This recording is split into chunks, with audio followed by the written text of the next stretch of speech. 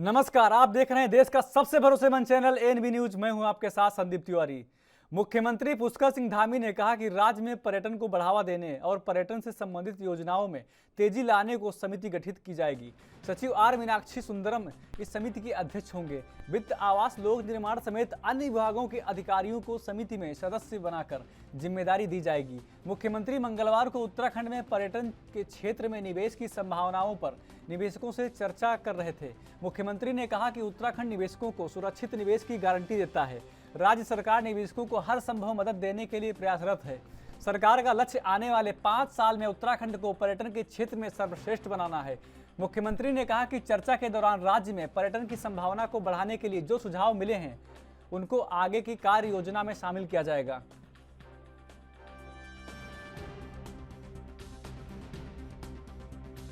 हमने बैठक आयोजित की थी और हमारा शुरू से रहा है कि जितना भी चीज़ों का सरलीकरण हो सकता है, जैसे आप लोगों ने बहुत बात बताई अभी जो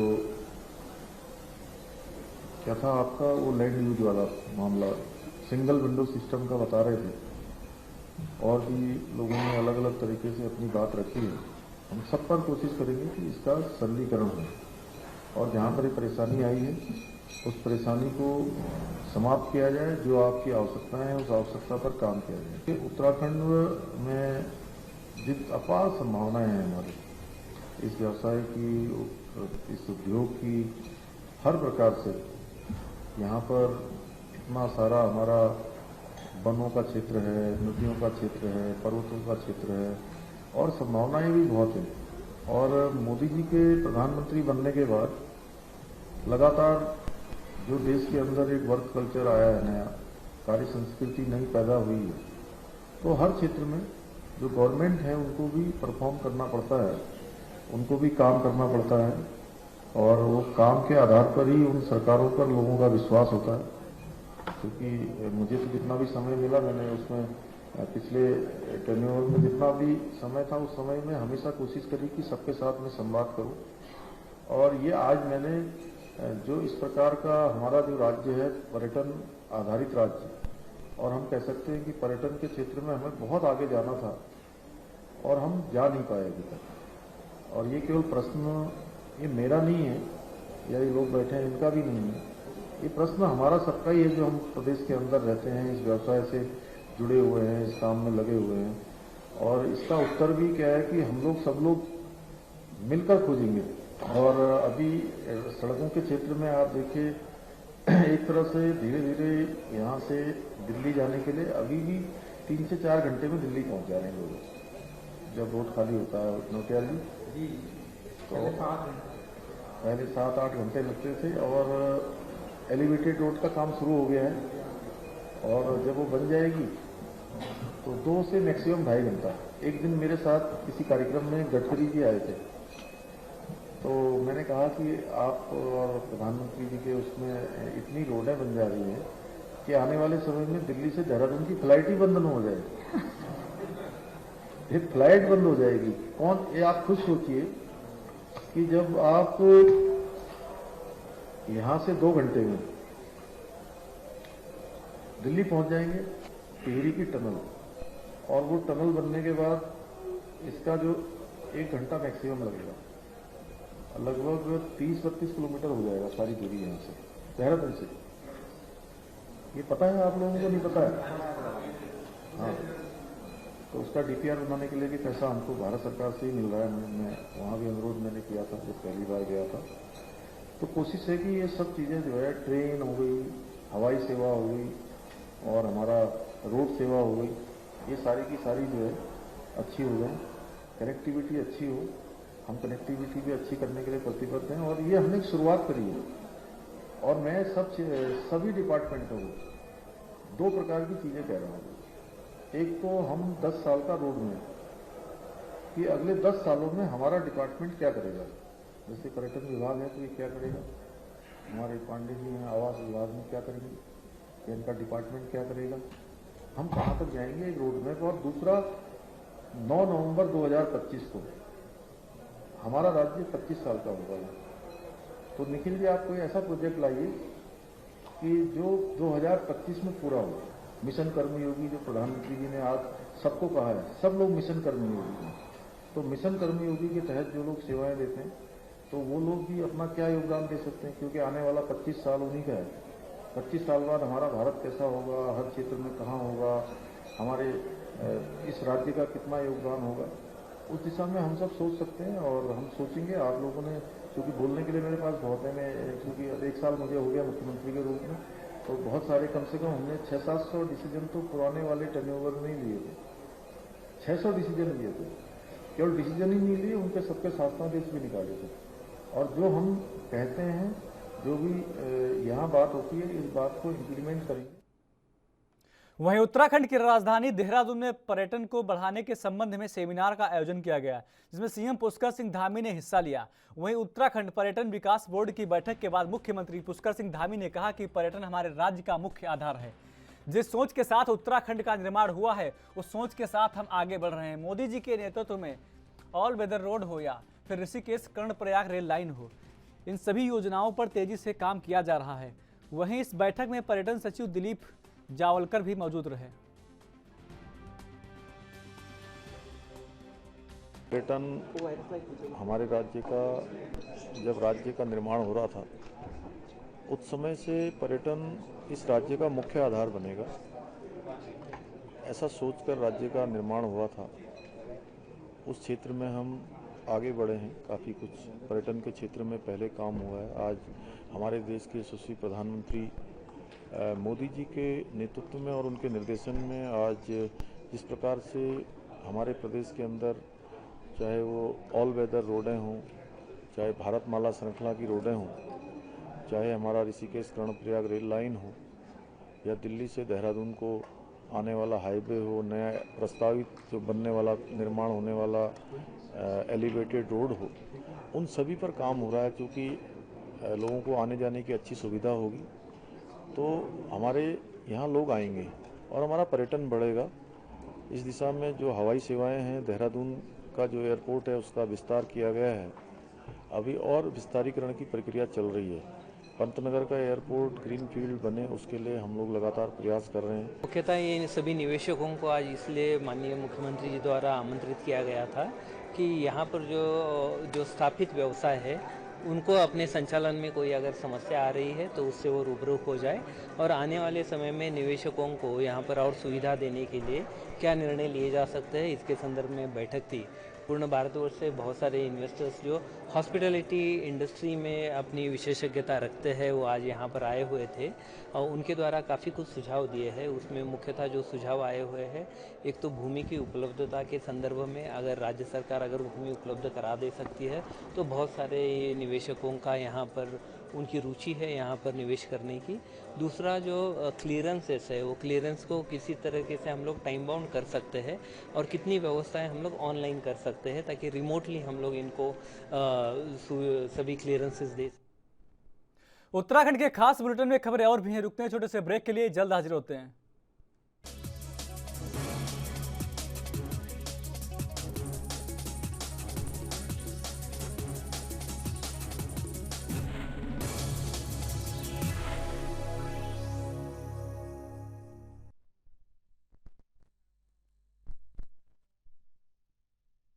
ब्रेक के बाद स्वागत है आपका। बढ़ते हैं अगली खबर की ओर। उत्तराखंड की जनता का एक सपना था उत्तराखंड राज्य की राजधानी गैरसैंण हो, लेकिन गैरसैंण राजधानी को लेकर सरकारों की नीयत अभी तक साफ नहीं हो पाई है, चाहे वो कांग्रेस सरकार रही हो या फिर बीजेपी की सरकार। जबकि गैरसैंण राजधानी को लेकर सड़क से सदन तक कई बार धरने प्रदर्शन हो चुके हैं। आपको बता दें कि पूर्व सीएम हरीश रावत 14 जुलाई को गैरसैंण में सांकेतिक तालाबंदी करेंगे। इसके साथ ही बीजेपी के प्रवक्ता विनय गोयल ने हरीश रावत पर प्रतिक्रिया दी। उन्होंने कहा ये कार्यक्रम कांग्रेस का नहीं बल्कि हरीश रावत अपने लिए कोई न कोई राजनीतिक कार्य ढूंढते रहते हैं, उसी के तहत उन्होंने ऐलान किया है। जैसा कहा कि हरीश रावत जी कोई ना कोई अपने लिए राजनीतिक कार्य ढूंढते रहते हैं और वो एकला चलो की नीति में विश्वास करते हैं। कांग्रेस संगठन का कोई कार्यक्रम नहीं है, लेकिन क्योंकि हरीश रावत जी को सुर्खियों में रहना है, अपने आप को कहीं ना कहीं दिखाना है, अपने अस्तित्व बना के रखना है, तो इसलिए रोज और कुछ काम नहीं मिलेगा तो कहीं वो भुट्टे तलने शुरू, पकौड़े तलने शुरू हो जाएंगे, भुट्टे पकाने शुरू कर देंगे, या कुछ ना कुछ काम उन्हें चाहिए ताकि वो सुर्खियों में बने रहे, समाचारों में बने रहे। तो ये उनकी छपास की बीमारी है, तो उसका इलाज तो कोई। उधम सिंह नगर के सीमांत खटीमा में विकासखंड परिसर में प्रधानमंत्री रोजगार सृजन कार्यक्रम के अंतर्गत प्रधानमंत्री स्वरोजगार योजना नैनो के तहत बहुउद्देशीय शिविर का आयोजन किया गया। आपको बता दें कि बहुउद्देशीय शिविर में जिलाधिकारी युगल किशोर पंत ने अध्यक्षता करते हुए लोगों की समस्याएं सुनी और कुछ समस्याओं का मौके पर ही निस्तारण किया। इसके साथ ही शेष समस्याओं के निस्तारण हेतु संबंधित अधिकारियों को मौके का निरीक्षण करके समाधान करने हेतु निर्देश दिए गए। यहाँ पे तहसील दिवस का कार्यक्रम था और करीबन 40 से अधिक शिकायतें और समस्याएं आई हैं। 10 का करीबन मौके पे निस्तारण हुआ है। शेष में साइट विजिट और कुछ एस्टिमेट्स बनाने पड़ेंगे। और खासकर जो यहाँ पे समस्याएं हैं वो है बाढ़ के पानी की निकासी को लेकर, और दूसरा जो राज्य आंदोलनकारी प्रमाण पत्र बनाने को लेकर मेजर समस्याएं हैं। सर हमारे यहाँ कुछ क्षेत्रों में जिन पटवारी में 2 हल्के थे वो एक ही हल्के में काम कर रहे हैं। दूसरे हल्के में हमने अमीनों को तैनात करने का निर्णय लिया है ताकि जो हमारे प्रमाण पत्र हैं और जो जन से सेवाएं हैं सीधे रिलेटेड उनमें। उत्तराखंड के रुद्रप्रयाग में हरेला पर्व पर Bharatiya Janata party youth level से लेकर प्रदेश स्तर पर पूरे प्रदेश में वृक्षारोपण कार्यक्रम करेगी। यह कार्यक्रम 6 जुलाई से 16 जुलाई तक चलेगा। इस अभियान में संपूर्ण प्रदेश में लाखों के हिसाब से वृक्षों को लगाया जाएगा। उधम सिंह नगर जनपद के रुद्रपुर स्थित भाजपा कार्यालय पर हरेला पर्व के प्रदेश कोऑर्डिनेटर एवं पूर्व कैबिनेट मंत्री अरविंद पांडे ने प्रेस कॉन्फ्रेंस की। अपनी प्रेस कॉन्फ्रेंस में उन्होंने क्या कुछ कहा, आपको दिखाते हैं।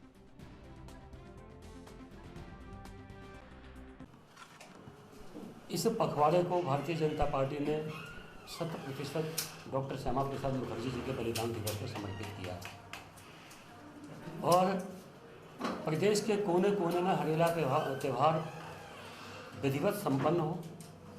प्रकृति के संरक्षण संवर्धन के लिए सभी जगह वृक्षारोपण हो।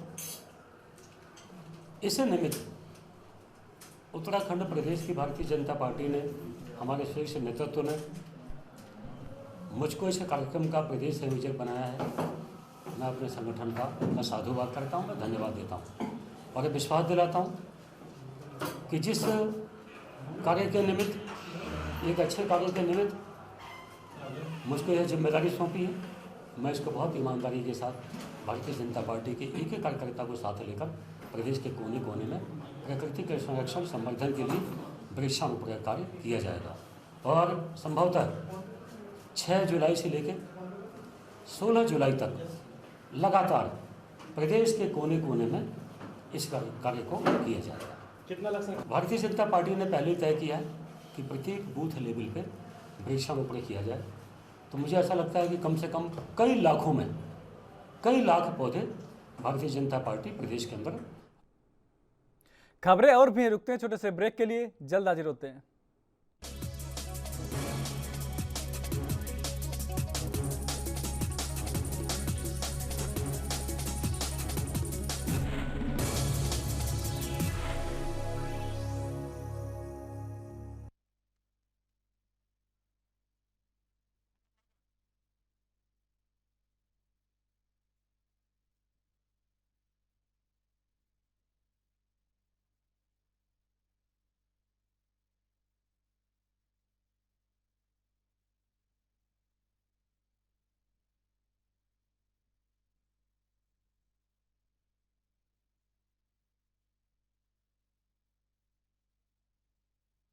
ब्रेक के बाद स्वागत है आपका। बढ़ते हैं अगली खबर की ओर। उत्तराखंड में विधानसभा चुनाव में करारी हार के बाद कांग्रेस संगठन की कमजोरी पर हमेशा सवाल खड़े होते रहते हैं।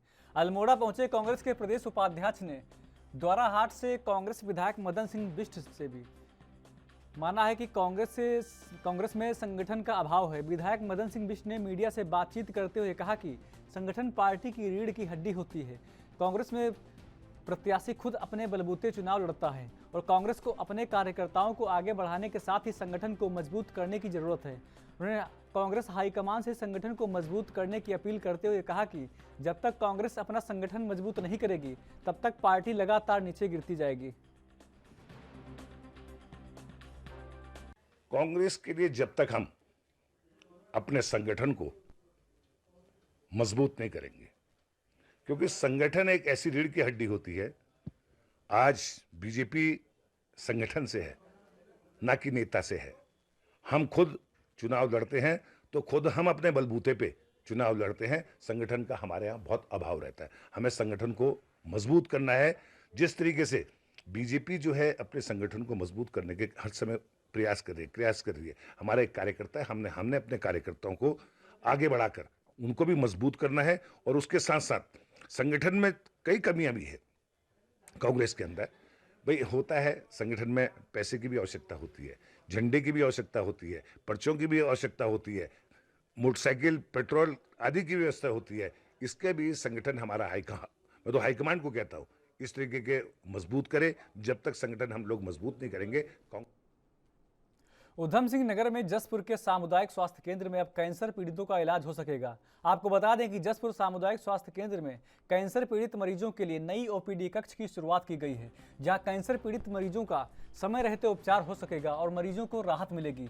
सामुदायिक स्वास्थ्य केंद्र के चिकित्सा अधिकारी हितेश शर्मा ने बताया कि स्वास्थ्य केंद्र पर एक पैलिएटिव वार्ड बनाया गया है, जिसमें ऐसे मरीज हों जो कहीं दूसरी जगह से इलाज करा रहे हैं और अगर उनको कोई भी परेशानी होती है तो उन मरीजों को, स्थानीय मरीजों को भी साथ में भर्ती करके सेवा दी जाएगी।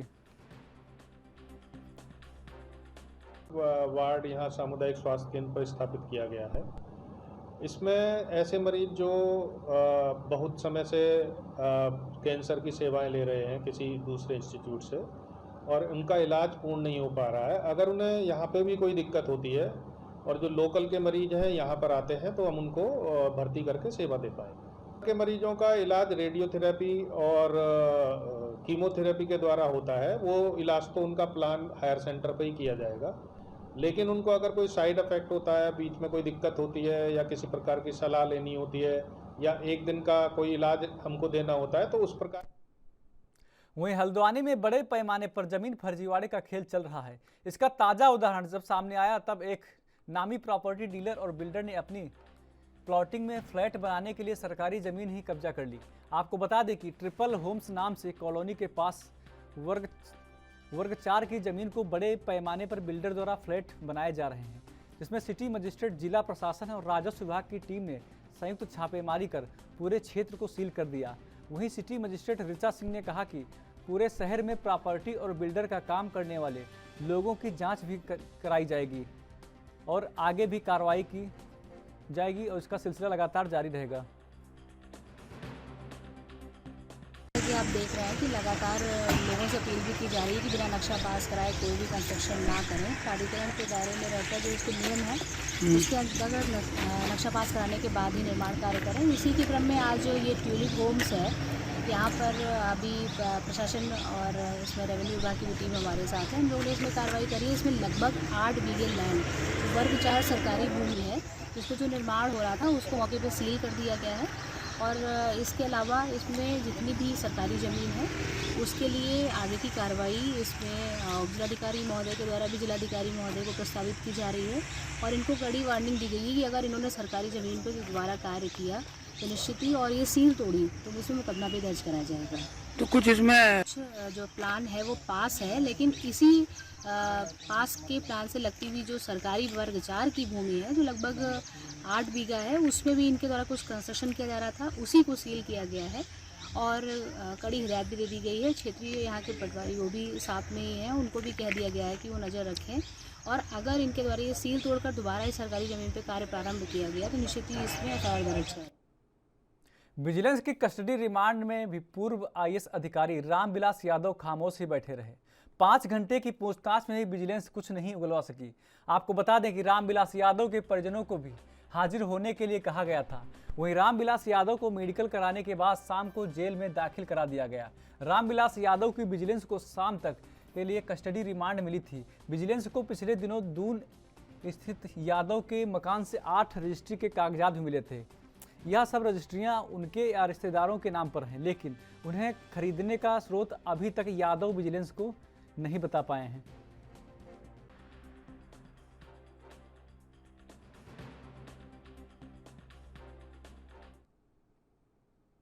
पहाड़ों में लगातार हो रही बारिश को लेकर गौला बैराज और गौला नदी में भारी मात्रा में पानी के साथ सिल्ट आने से हल्द्वानी शहर की आधी पेयजल सप्लाई ठप हो गई है।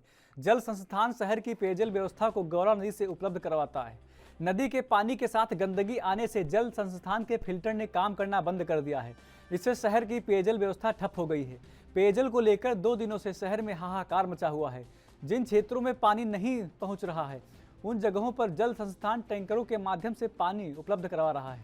जल संस्थान के अधीक्षक, आपको बता दें कि जल संस्थान के अधीक्षण अभियंता विशाल सक्सेना ने बताया कि जिन क्षेत्रों में पानी की सप्लाई बंद है उन क्षेत्रों में टैंकर के माध्यम से पेयजल की व्यवस्था कराई जा रही है। जब तक गौला नदी का पानी साफ नहीं हो जाएगा तब तक फिल्टर काम नहीं कर पाएगा।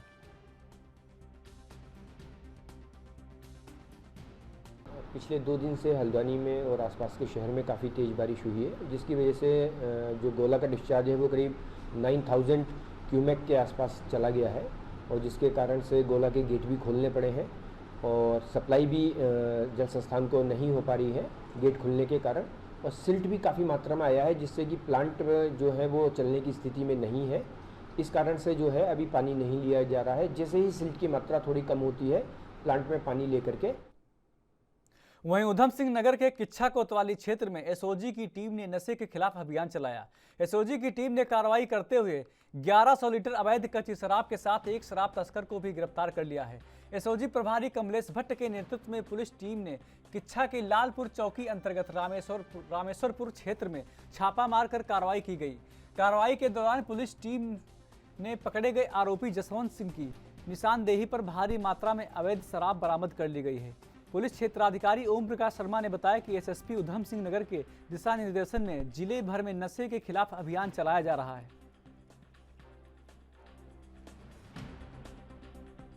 देखिए, काफ़ी दिनों से सूचना प्राप्त हो रही थी कि लालपुर क्षेत्र में अवैध कच्ची शराब बनाई जा रही है। इस संबंध में मुखबिर मामूर किए गए थे।